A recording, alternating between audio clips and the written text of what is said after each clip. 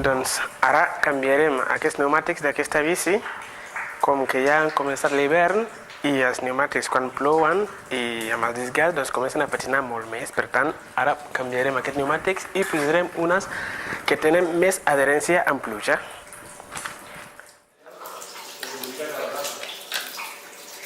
Em dic Ousmane Omar, soc ganès i soc mecànic de Brompton aquí a la botiga de Vallgràcia.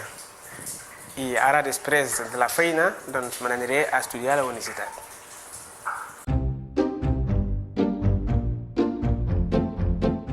Doncs és cert, jo vaig néixer a Ghana, que és un país africà, en la zona central de l'Àfrica, diguéssim, la part oest de l'Àfrica, i allà recordo que vaig fins als 9 anys, així, caminàvem uns 4 milles per anar a un poble següent a estudiar, i era bastant manetes, i com des de llavors els meus pares em van dir que no em podien pagar els gastos de l'escola, llavors vaig deixar la feina, als estudis vaig anar a treballar amb un tiet a la ciutat, fent de manualitats, o sigui, xapista, soldadura i tot això, no?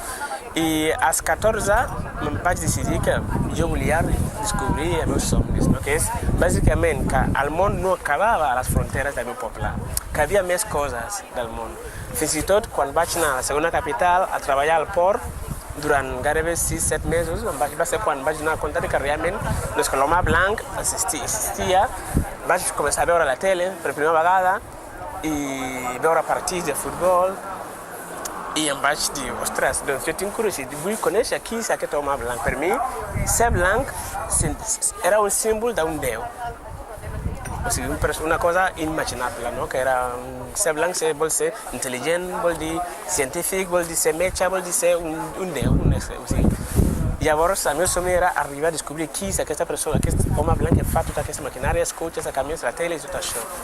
I vaig prendre el viatge, amb els 14 anys vaig prendre el viatge de Ghana cap a Líbia, amb la finalitat de simplement arribar fins a Líbia, aconseguir diners per poder fer la travessia cap a Europa.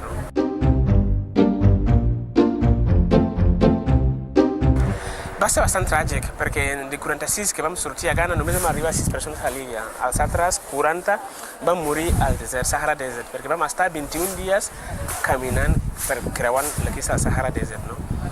Són temes que no m'agrada recordar massa, però bueno, és una realitat que no es pot borrar mai. És una història que no... I un cop a Líbia, doncs, també vaig estar treballant durant uns 3-4 anys i finalment doncs, vaig guanyar uns diners i vaig decidir prendre el viatge cap a Europa. I em vaig sortir de Líbia, vaig anar a Tunis a Algèria, d'Algèria a Marroc, i de Marroc vaig anar a Sàhara Occidental i vam agafar una patera, també recordo que anàvem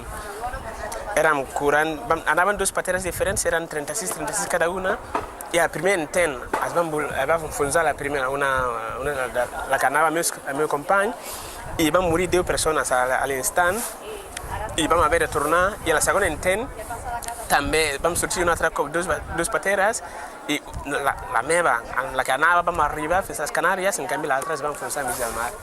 O sigui, són viatges bastant tràgiques, no? Però hem d'intentar sempre mirar la part positiva de les coses, no? I intentar tirar endavant i, bueno, soc conscient que he tingut molta sort en aquesta vida, molta sort.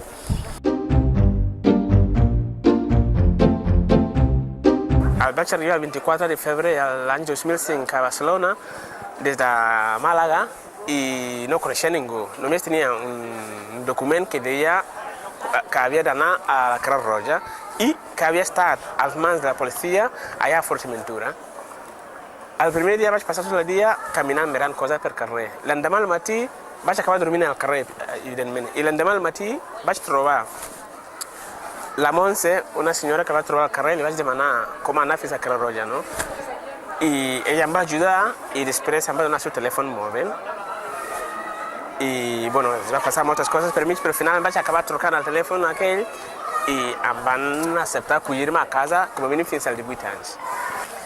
Doncs, bueno, per acabar, doncs, bueno, estic molt agraït amb aquesta entrevista amb vosaltres i, bueno, espero que ens veiem molt aviat. Fins una altra.